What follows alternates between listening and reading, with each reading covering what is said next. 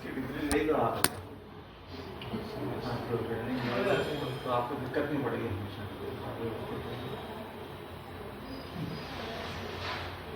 और जब तक इन भावों का प्रतिक्रमण प्रत्याख्यान नहीं करता है तब तक उनका करता ही है।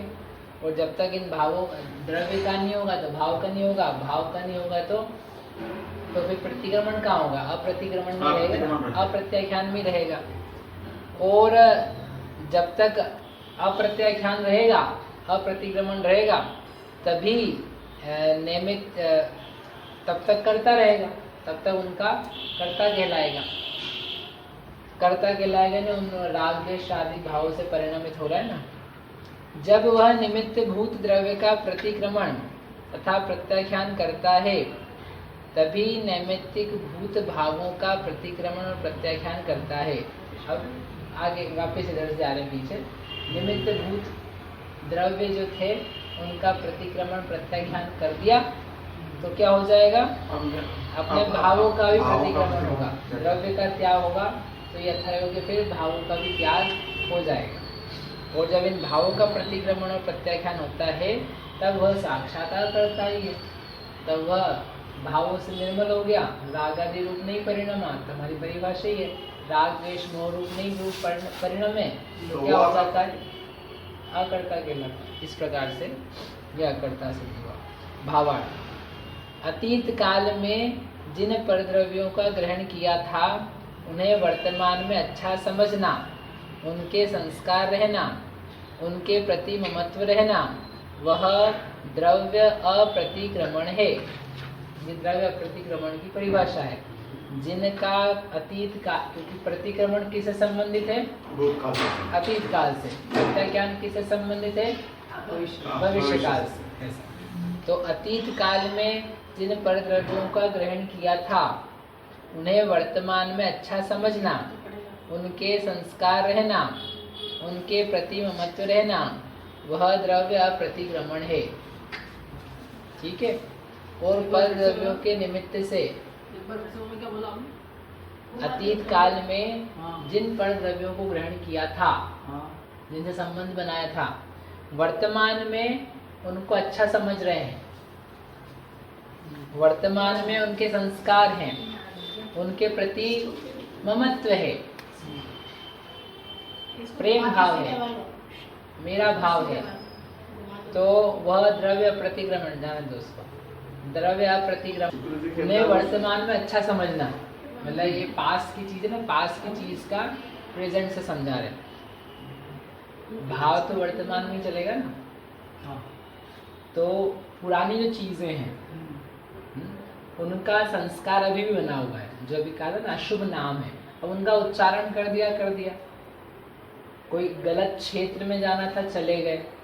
कोई आपने गलत कार्य काल में काम होना था, वो काम कर दिया। ठीक है। कोई भाव आपके राग द्वेष के आ गए सो आ गए, तो उस समय तो दोष हो चुका है। अभी प्रतिक्रमण भूतकाल में नहीं किया जाता है, प्रतिक्रमण वर्तमान में किया जाता है। किसका किया था? पास्ट का किया जाता है। तो इसलिए उन्होंने कहा अतीत काल में जिन परद्रव्यों का ग्रहण किया था उन्हें वर्तमान में हम अभी भी क्या कर रहे हैं? अच्छा समझ रहे हैं। तब तो प्रतिक्रमण नहीं होगा। यदि आप उनको समझोगे बुरा है तो प्रतिक्रमण होगा। और बुरा लगेगा या नहीं कि हमने उस द्रव्य का, क्षेत्र का, काल का त्याग भी कर दिया। देखो हमको राम मंदिर में गलती से चले गए तो हम नहीं जाएंगे, वो अच्छी जगह नहीं थी, तो हमने उसको बुरा भी माना और हमने त्याग भी कर दिया। भविष्य में नहीं जाएंगे, ये प्रत्याख्यान। लेकिन जब आप प्रतिक्रमण करोगे तभी तो प्रत्याख्यान करोगे।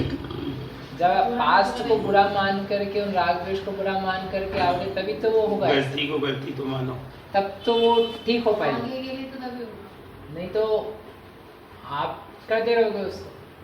तो वहां से परिभाषा दी है, अतीत काल में जिन परद्रव्यों को ग्रहण किया था, यानी दोष रूप जो परद्रव्य थे जिनके निमित्त से राग द्वेष मोह भाव पैदा होते हैं, उनको ग्रहण किया था, उन्हें वर्तमान में अच्छा समझ रहा है व्यक्ति।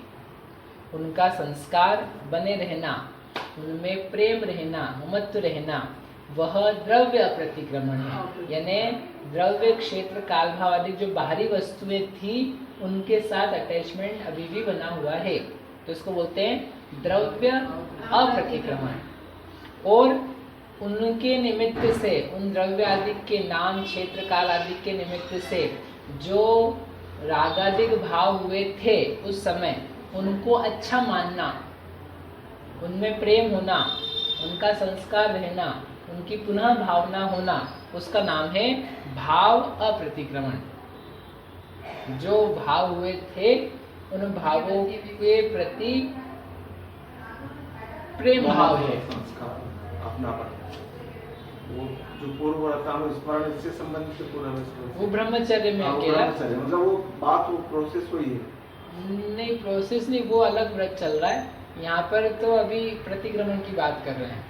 तो प्रतिक्रमण है यानी अप्रतिक्रमण, यानी उसके प्रति जो राग भाव है उनके प्रति गया नहीं है भाव, पूरा त्याग नहीं हुआ, उसका संस्कार है। मतलब और उत्कृष्ट रूप से मुनिराज की रहे तो मुनिराज ने सभी चीजों का त्याग किया, लंच मात्र भी हिंसा, झूठ, चोरी, दूषित, परिग्रह। अब जिसके जो पूर्ववर्तानुस्मरण है तो उसके लिए वो भावना के रूप में, वो अतिचार नहीं, वो भावना है।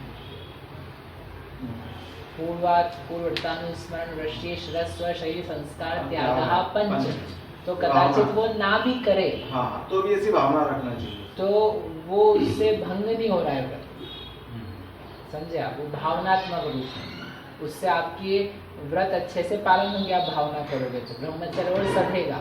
आप भोगों की याद करोगे तो आपका ब्रह्मचर्य व्रत नहीं सधेगा, आप उसमें प्रवृत्ति करने में लालच करोगे।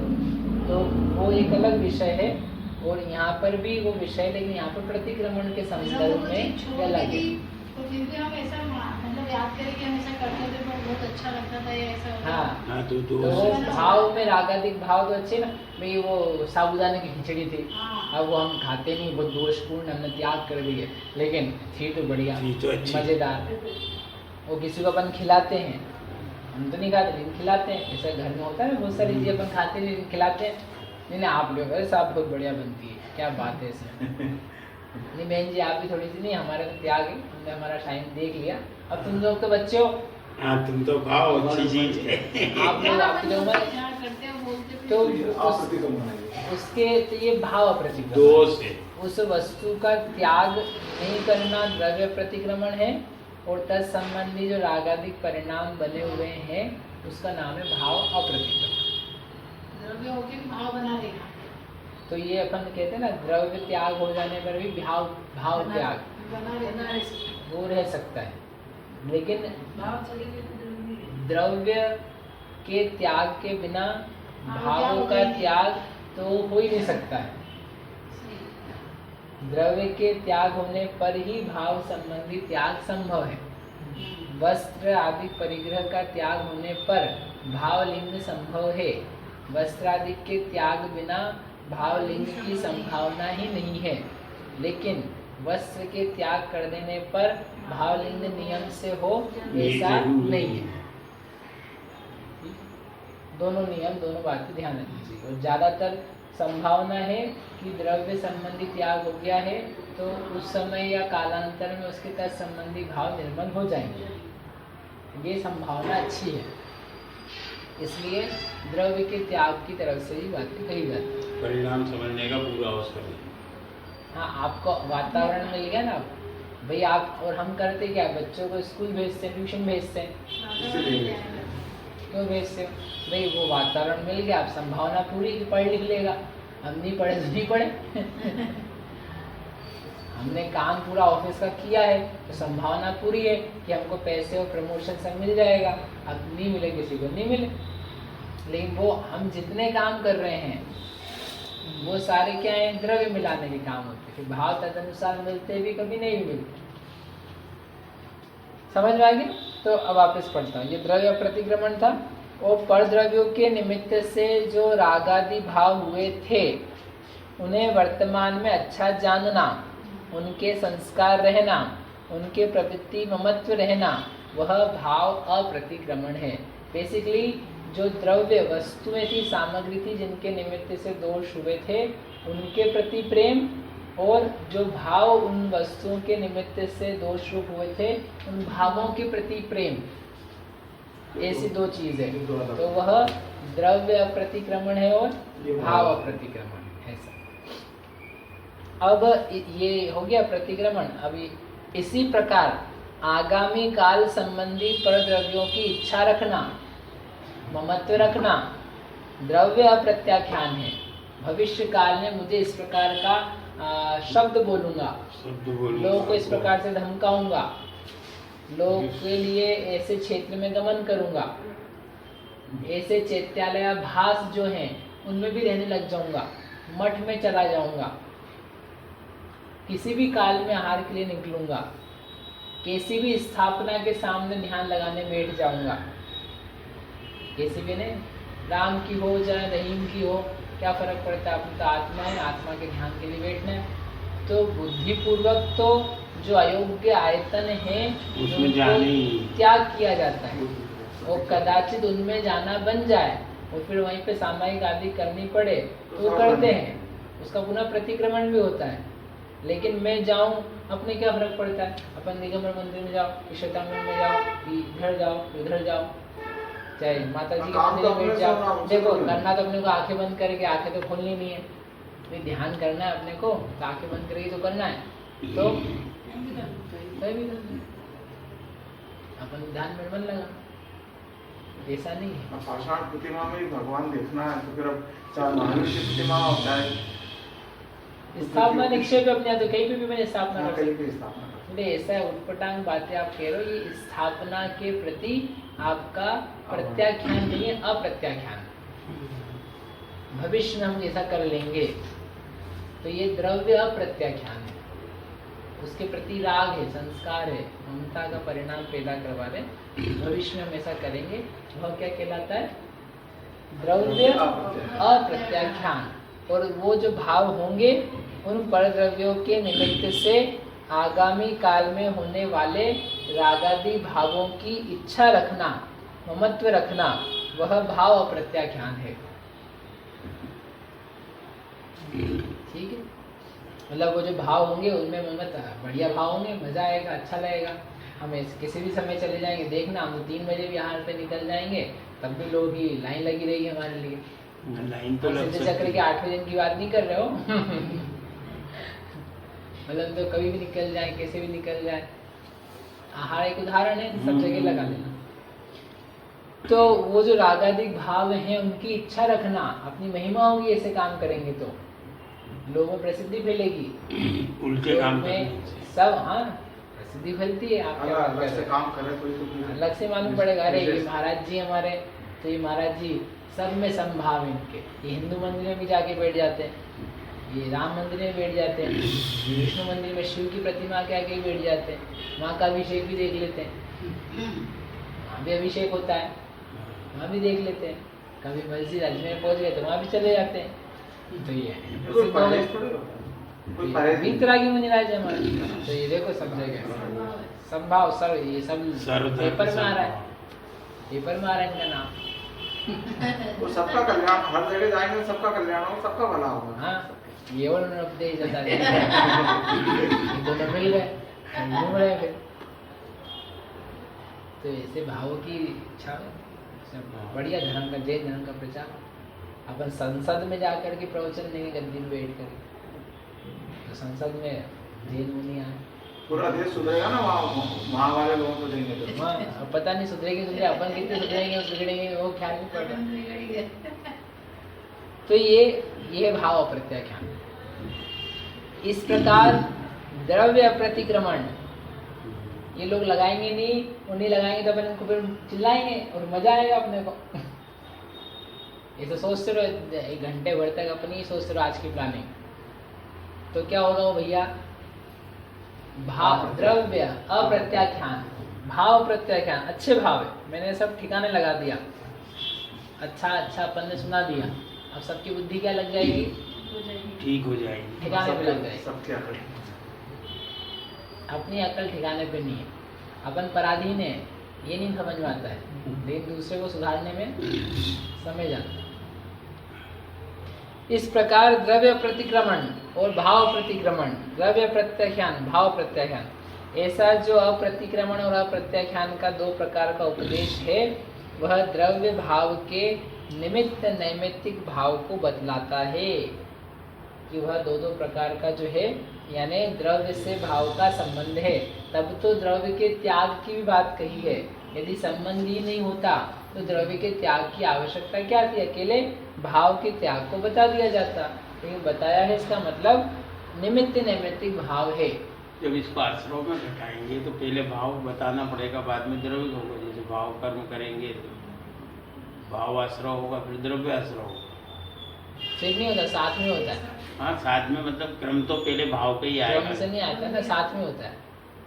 जैसे भाव युगपत ही होते हैं, कर्म का आना और जीव के रागादिक परिणाम होना। एक ही समय ये युगपत होते हैं, पहले ये हुआ फिर वो हुआ, ऐसा थोड़ी ना होता है। एक समय कारण कार्य आप बताओगे तो जीव के परिणाम होते हैं, तो वो कारण है, और द्रव्य आश्रय होता है, वो कार्य है। कार्य। लेकिन वो अलग अलग काल में नहीं होते, एक ही काल में दोनों होते हैं।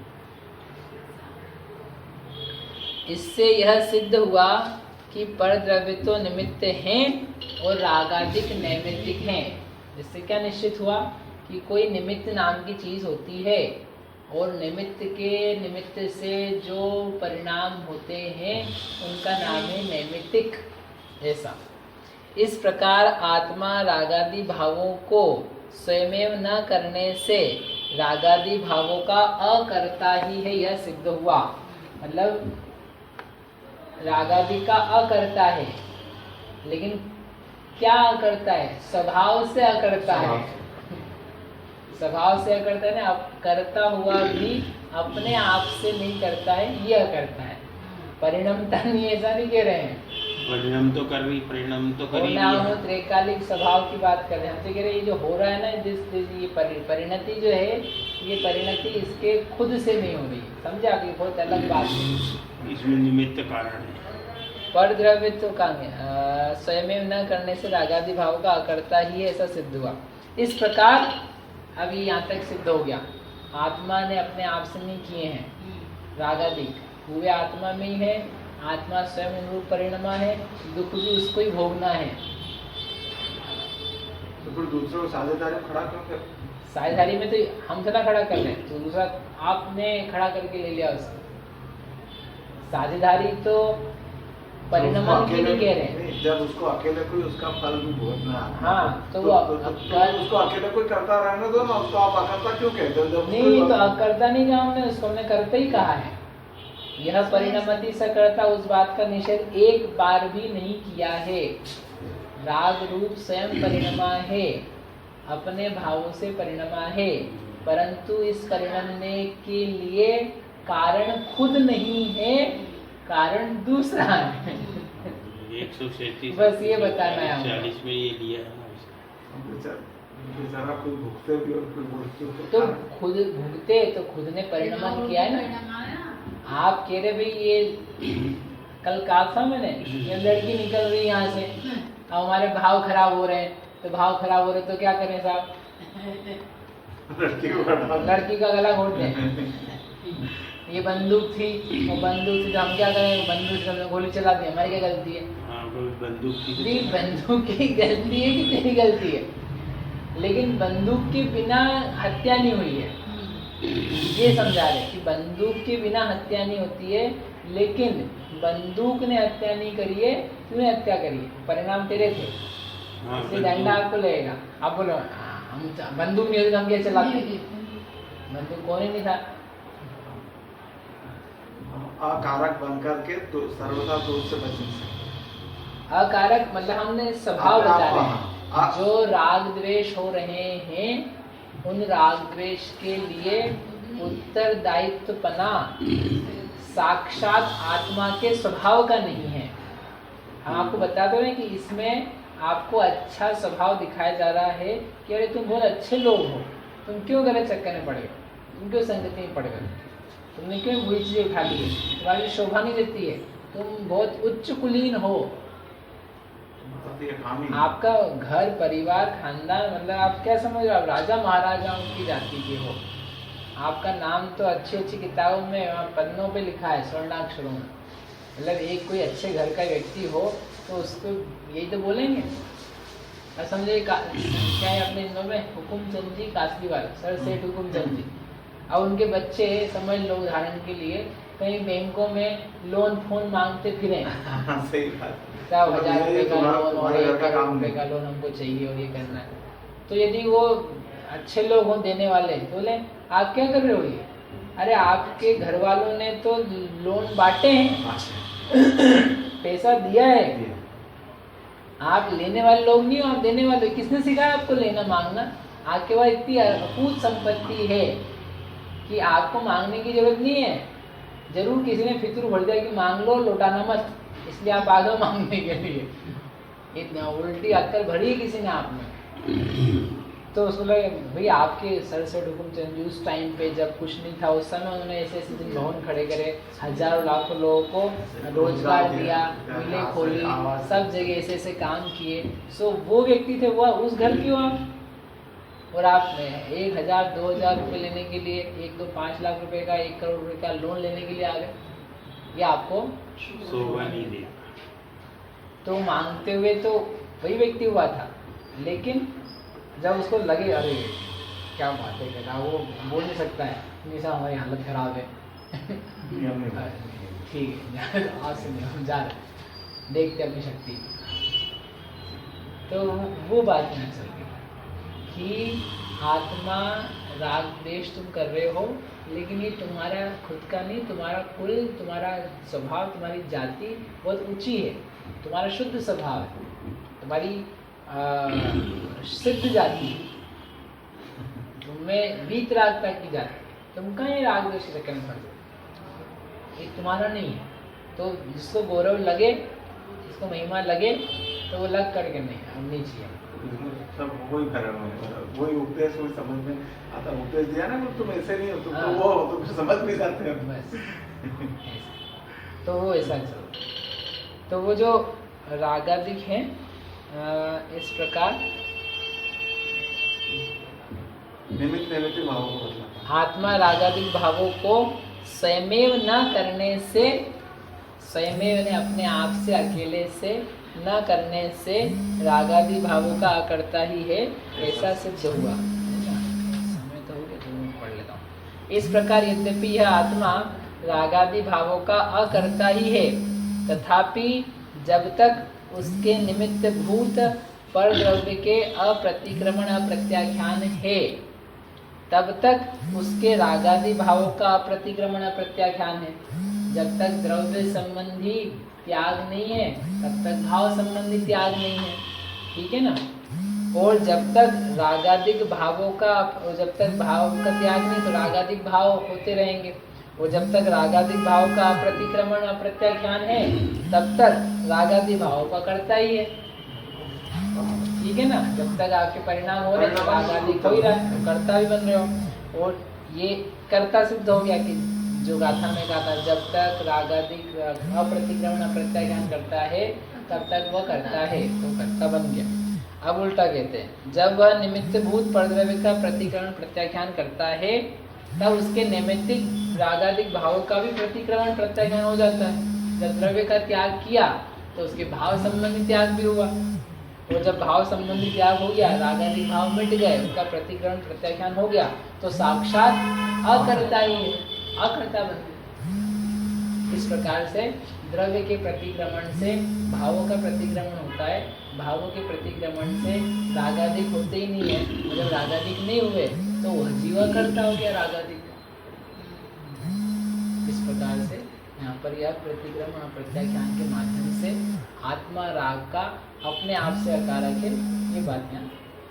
मैंने इसमें एक बात तो ये है कि रागादिक का कारक है, दूसरा ये कि जो निमित्तिक बताया उसमें जब तक वो प्रत्याग नहीं कर रहा है, तब तक वो उसका करता है,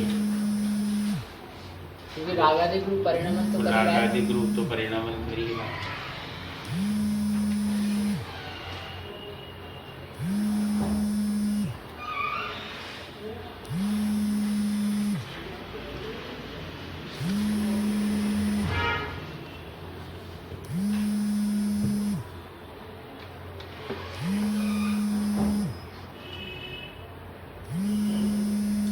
अब इसमें जैन रामायण, इसमें आगे वो 8 पुत्रों की दीक्षा होकर के केवल ज्ञान और निर्वाण पुण्य प्राप्त किया। अब समय पा करके भामंडल का चरित्र गौतम स्वामी कहते हैं संक्षेप में। एक समय भामंडल राय, महल ऊपरे भाव उपाय, जो जिन भाषित दीक्षा सार, लीजे तो व्याकुल वे नारी। एक बार जो भामंडल राजा था, भामंडल यानी सीता जी के भाई, सीता जी तो गई, अब भामंडल हैं, तो भामंडल राज्य कर रहे हैं। वो भामंडल को अपने पुराने भाव भी ज्ञात में है, सब उनको पहले पता था, पहले से पता थे उनके।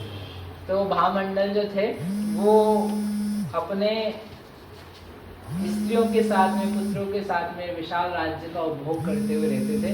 एक बार वे महल के खंड पर सो रहे थे और समय उनका बीत रहा था और सोच से थे कि जिन दीक्षा लेने लायक है, जिन्हें भगवान के द्वारा बताया गया तब कल्याणकारी है, उसे ग्रहण करना चाहिए। और लेकिन वो सोचते थे यदि मैंने दिगंबर दीक्षा धारण कर ली तो फिर तो नारी सुतनी को करी सुख सा, ये रहा मैंने पहले पढ़ लिया। जो जन भाषित दीक्षा सार, यदि मैंने दीक्षा ले ली तो व्याकुल में नारी, तो ये कोमल के समान जो नारियां हैं, कमल के समान कोमल नारियां हैं, ये तो बहुत व्याकुल हो जाएगी। जैसे सूर्य का संताप, सूर्य की किरणों का संताप जो है वह कमलों के वन को मुरझा देता है। तुषार पड़ जाने से जैसे कमल नष्ट हो जाते हैं, अथवा तीव्र आंधी चले तो वे सारे उखड़ जाते हैं, ऐसे यदि मैं इनके लिए चला गया, मैंने दीक्षा ले ली, तो ये जो स्त्रियां हैं, ये स्त्रियों का तो निश्चित तौर पर नाश हो जाएगा। ये स्त्रियां सब नष्ट भ्रष्ट हो जाएगी, कैसे जी पाएंगी? हाँ, मेरे बिना कैसे रहेंगी? जिनका चित्त मुझ में लग रहा है, ऐसी ये स्त्रियां मेरे विवाह में समाप्ति हो जाएंगी। इसलिए इनका प्राण धारण रखना, इनको प्राण बनाए रखना मुश्किल हो जाएगा, ये मर जाएगी। इनका छोड़ना और पाना दोनों ही कठिन है। बड़े भाग्य से तो ये मिली है, तो बड़ी कठिनाई से मिली है, और ये छूटने में भी सरल नहीं है। विवाह हो जाए, स्त्री मिल जाए वो कठिन है, और मिल जाए उसे पीछा छुड़ाना वो बहुत कठिन है।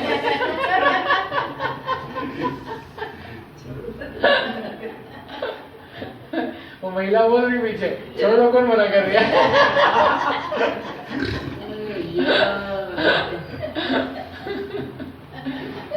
छूटना मुश्किल है। तो उन्होंने लिखा विमोचितो गुरु कलत प्रत्येहम, छोड़ा नहीं जाता है, छुड़ाया जाता है।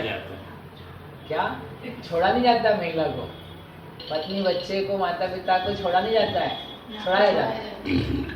ये काम है विमोचितो। 201 नंबर की गाथा है, नहीं 202 गाथा है प्रवचन सार।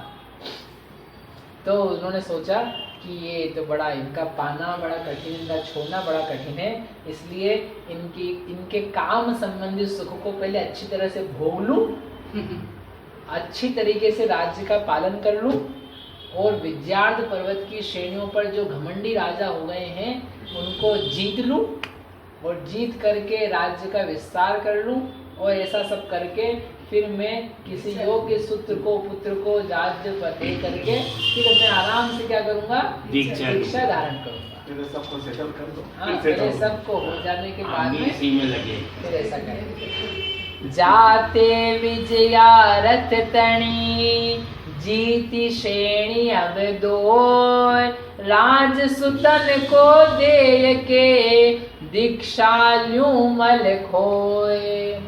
दोनों श्रेणियां जो विद्यार्थ पर्वत की भी है, भामंडल जो विद्याधरों का राजा है, तो विद्यार्थ पर्वत की दोनों श्रेणियों के जो राजा हैं, जिनके मान, उन राजाओं के मान हाथियों के समान चढ़ रहे हैं, उनका मान भंग करूंगा, अपनी आज्ञा के द्वारा उनको वश में स्थापित करूंगा, और फिर ये जो मेरी स्त्रियां हैं वो नवीन भी शादियां कर लूंगा। मतलब उनको जीतूंगा तो संतुष्ट नहीं है व्यक्ति, और वो सब करके फिर मेरू पर्वत की मरकत पड़ी मणियों की जो फर्श है वहां पर उनके साथ भोग भोगूंगा, घूमूंगा, आनंद लूंगा। फिर राज्य किसी को मैं दे करके आराम से दीक्षा धारण कर। अच्छा सोच रहा ना, सही बात है। भोग भोगते भोगते ये ना सब दिल बहलाने की बातें पक्के से, कि ऐसा कर लेने के बाद, भोग लेने के बाद, फिर ऐसा करने के बाद मैं दीक्षा लूंगा। आप कहो हम योग्य समय आने पर ले लेंगे, अभी हमारा वैराग्य नहीं है। ये क्या है, मन की बात है। वैराग्य तो मेरा बहुत है, लेकिन क्या करूं, मजबूरी बहुत है। बहुत मजबूरी है, तो बातें नहीं बनाओ। वैराग्य बहुत का ये अर्थ होता है कि जहाँ जैसे जितने जो हो तुम वहीं से निकल जाओ, वहीं वहीं से से छोड़ जाओ। तो कम से कम अपन क्लियर दें कि हाँ मेरा वैराग्य में कमी है, नहीं तो वैराग्य तो अपने आप को मान ही रहे हैं, लेकिन घमंडी और होता जाता है और दूसरों को हैरान करता है। मेरा वैराग्य तुम्हारे कारण छोड़ नहीं पा रहा हूँ, तुम लोग जिंदा हो अभी तक। तो क्या अभी मर जाएंगे, क्या चाहते क्या? तुम नहीं होते तो हम ऐसा कर लेते, तो बच्चे नहीं होते तो हम ऐसा कर लेते। फालतू बातें नहीं बनाओ, ये जड़ बोई की स्थिति बिल्कुल नहीं बनाओ बातें, समझना ये बात तो स्वयं से कहो ना, हमारा राग भाव है, हमसे ही नहीं छूट रहा है, इन्होंने नहीं पकड़ा है, हमसे ऐसा नहीं रहा जा रहा है कि अरे इसको काम दुखी करे, ऐसा वो सोच रहा था। ऐसा बोलूंगा काम दुखी करे, हमारे कारण से कोई भी दुखी ना हो। अनेक लोग मिलते हैं अपने कारण से कोई दुखी ना रहे, इसलिए अपन तो घर में अपन दुखी वो जैसा बोलते हैं वो कर लेते हैं। उनको भी अपने को अहिंसा धारण करके रखनी है, तो इसलिए कोई अपने कारण से दुखी नहीं होना चाहिए। किसी बातें नहीं बनाओ शास्त्र पढ़ करके, ये बातें बना रहे आप, ठीक है। ऐसा विचार करते करते आचार्य भगवान कहते उस भामंडल के सैकड़ों वर्ष मुहूर्त के समान व्यतीत हो गए। सैकड़ों वर्ष चले जाते हैं, मालूम नहीं पड़ता है। 20-25 साल चले गए, 20 चले गए, 60 चले गए, समय चला जाता, तो उसका समय चला गया। और वो सोचता था, क्या सोचता था कि भोगों के द्वारा यद्यपि मेरे पास बहुत सारा पाप आ जाएगा, क्योंकि ज्ञानी था, भोग भोगूंगा, इससे भोगूंगा, राज्य भोगूंगा, खाना पीना सब भोगूंगा, तो पाप का समूह तो बहुत सारा हो जाएगा, लेकिन कोई बात नहीं, ध्यान रूपी अग्नि के द्वारा उसको क्षण मात्र में भस्म कर दूंगा। जम कम्मम मण्णानि खवेदि भव सहस्र कोटि हिम तमणानि तिहि गुत्तो खवेदि उत्साह में तेण गाथा पढ़ रही थी उसने।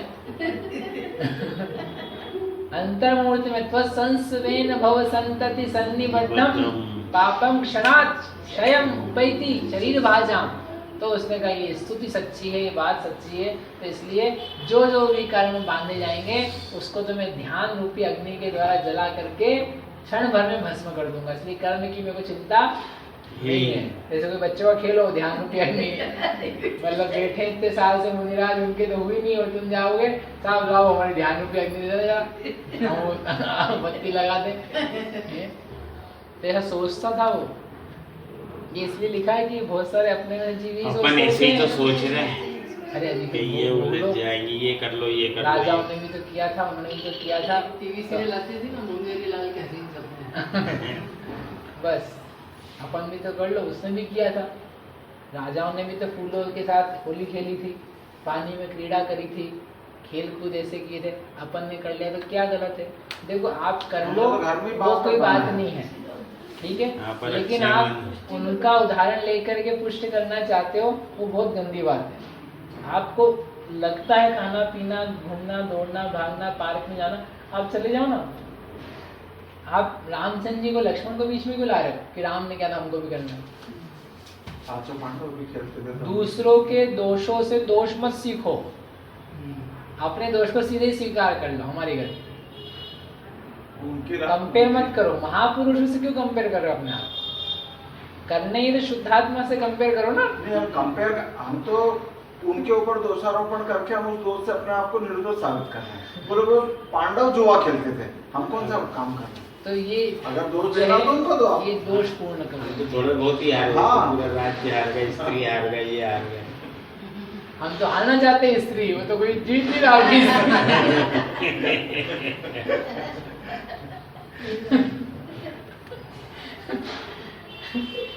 तो वो सोचते सोचते उसके सैकड़ों वर्ष निकल गए और एक दिन वो छत पे बैठा हुआ था तो क्या हुआ, ऐसे चितवत ही जी बार वज्र पड़ो ता शिर तत्काल, राज कहाँ अरु तप फुनि कहाँ, उपजो अन्य भूमि में तहाँ। और एक दिन बैठा था महल की खंड पे, इसी बात का विचार कर रहा था और ऊपर से वज्रपात हुआ, बिजली गिरी कड़की और उसके सिर पर आके गिरी और वो वहीं के वहीं तत्काल मृत्यु को प्राप्त हो गया। ना वो दीक्षा ले पाया, ना कर्म अग्नि को भस्म कर जला पाया, ना ध्यान की अग्नि को जला से कर्म को नष्ट कर पाया। पत्नियां तो उसको अभी भी छोड़नी पड़ी, बच्चे तो उसके अभी भी छूटे, राज्य उसका अभी भी छूटा, सब चीज छूट गई और वो जिंदे रहे सब लोग। वो सोच रहा था मेरे बिना मर जाएंगे, वो सब जिंदे थे। ये अपनी कल्पना थी अकेली, मैं छोड़ के जाऊंगा तो ये मरण को प्राप्त हो जाएंगे। आउ खैण मरणम जीवो एवं मरण की सवर्ण हूँ। तुम्हारे जाने से आयु कारण नहीं होता है, उनकी आयु के क्षय से आयु कारण होता है, इसलिए मेरे कारण से होगा। आप सोच रहे मैं चला जाऊंगा घर छोड़ के तो घर में सुख दुख कैसे असुख कैसे आएगा। कम्मोदेन जीवा दुखिर सुविधा हवंति तरी सव्वे, कर्म के उदय से भी जीव सुखी दुखी हो रहे हैं, तुम्हारे करने कराने से नहीं हो रहे हैं। तो वो सोचता रहा और वो मर गया। ओहो हो, आचार्य भगवान कहते हैं वह अपने जन्मांतर की सारी चेष्टा जानता था, यानी अपने पूर्व भव सारे जानता था, क्या क्या पाप करके आया है, कैसे विचित्र भवों से आया है और कैसे जन्मते समय ही उसका मरण होने वाला था, बच गया। वो देव उठा करके ले गया था उसको मारने के लिए, जन्मते से बोनस था उसके पास जीवन का, जीवन दान मिला था उसको। और उधर जब युद्ध चल रहा था रावण के साथ तो वो उन्होंने पाश में बांध लिया था इंद्रजीत और कुंभकर्ण ने इन लोगों को, तब भी वो इनकी कृपा से राम लक्ष्मण के आने से बच गए थे, तो तब फिर मर गए थे तो। और अब ये साक्षात ही मरण का अवसर आया, तो वो सब कुछ जानता था, पूर्व भाव भी जानता था, इस भाव की भी चेष्टा जानता था। फिर भी आचार्य कहते एक वाक्य मुझे हमेशा याद रहता है, इतना दीर्घ सूत्री था कि आत्म कल्याण में स्थित नहीं हुआ। दूरदृष्टि नहीं, दीर्घ सूत्री। दीर्घ सूत्री यानी करूंगा करूंगा करूंगा करूंगा, कभी तो करूंगा। आशावादी था। आशावादी नहीं बोलते हैं, दीर्घ सूत्री। दीर्घ सूत्री यानी टालने वाला, काम को टालने वाला। अपने में से ज्यादातर लोग हैं, लौकिक जीवन में भी और धार्मिक जीवन में भी। कर लेंगे, अभी कर लेंगे, ये सामान इधर को अभी रख देंगे, बच्चे तो ही नहीं घर में, ये जमा देना, हाँ करते हैं अभी, अगले दिन अभी करते हैं, अभी ऐसे करते करते 7-10 दिन निकाल दे। ऐसे बहुत रहते घर में, सब माता पिता को यही शिकायत है, पतियों से ही शिकायत है, पत्नियों से शिकायत, सबको शिकायत, लेकिन खुद नहीं देखता है कि हम क्या क्या टालते हैं। तो वो टालता जाता था। तो ये सूत्र इतना है, तथापि इतना वो सब कुछ जानता था, तथापि इतना दीर्घ सूत्री था कि आत्म कल्याण के लिए स्थित नहीं हुआ। तृष्णा विषाद को नष्ट करने वाले मनुष्यों को क्षण भर के लिए भी शांति की प्राप्ति नहीं होती, उनके मस्तक के समीप ही पैर रखने वाली मृत्यु सदा अवसर की प्रतीक्षा किया करती है। ओ क्षण भर में नष्ट हो जाने वाले शरीर के लिए विषयों का दास होकर के अधम प्राणी क्या क्या बेकार के काम नहीं कर लेता है। जो क्षण भंगुर जानता है विषयों को, वो त्याग करके उत्तम व्रतों को, सम्यक दर्शन को धारण करता है, वास्तव में उसी का जीवन सार्थक है। अन्य सब मनुष्य नहीं तो अकृत कृत्य दशा में ही नष्ट हो जाता है। ये काम बाकी। कब मरेंगे अपन, कैसे मरेंगे? मुनि बन करके मरे तो आप कृतकृत्य होकर के मरोगे संसार की अपेक्षा से, और घर में मरे तो करते करते मरोगे, तो अकृतकृत्य ही मरोगे। कर तो पाओगे नहीं, करते करते नहीं पड़े रहोगे। कर नहीं पाओगे कुछ और दिमाग में ये करना ये करना ये करना बाकी वो सब चलता जाएगा। अकृत दशा मनाने का पुनः 1000 शास्त्रों से भी क्या प्रयोजन है जिससे आत्मा की शांति नहीं होती है, और एक पद भी बहुत है जिससे आत्मा शांति को प्राप्त हो जाता है। जैसे कटे पंख का पक्षी आकाश में उड़ना चाहता है लेकिन उड़ नहीं पाता है। क्यों? क्योंकि योग्य उद्यम योग्य सामग्री ना हो तो कार्य की सफलता नहीं होती है। उसी प्रकार यह जीव सद्धर्म करना तो चाहता है पर जैसा चाहिए वैसा श्रम वैसा उद्योग वैसी मेहनत नहीं करता। यदि मेहनत के बिना भी लोगों को अपने इच्छानुकूल पदार्थों की प्राप्ति हो जाए तो आचार्य कहते हैं तो फिर संसार में कोई भी विरह वाला या दरिद्र वाला दीन दुखी क्यों रहेगा? सबकी इच्छा है हमको संपत्ति वैभव घर संपत्ति प्राप्त हो जाए, इच्छा है प्राप्त हो जाए, बिना उद्योग नहीं मिलती है, लक्ष्मी नहीं मिलती है। वैसे ही कोई भी बिना पुरुषार्थ के मोक्ष को सम्यक दर्शन को प्राप्त नहीं कर सकता है। जो मनुष्य द्वार पर आए हुए साधुओं को दान देता है, धर्म का आचरण करता है, सत्संस्कार से रहता है और मोक्ष मार्ग के लिए प्रयत्नशील होकर के आत्मा का अवलंबन रहता है, वह जीव वास्तव मोक्ष मार्ग को प्राप्त करता है। वह भामंडल नहीं कर पाया। लेकिन आप लोग कोई भामंडल मत बनना। अपन सभी रामचंद्र जी जैसे बने, रामचंद्र से बेहतर वो लक्ष्मण के 8 पुत्र जिन्होंने बाल्यावस्था में ही शादी की उम्र में ही दीक्षा ले ली। उनके पिताओं के बच्चों के बच्चे दिखाई दे रहे हैं, लेकिन वो निर्ग्रंथ मुनि के समान विचरण कर रहे हैं। घातिया कर्म का नाश करके मोक्ष प्राप्त किया।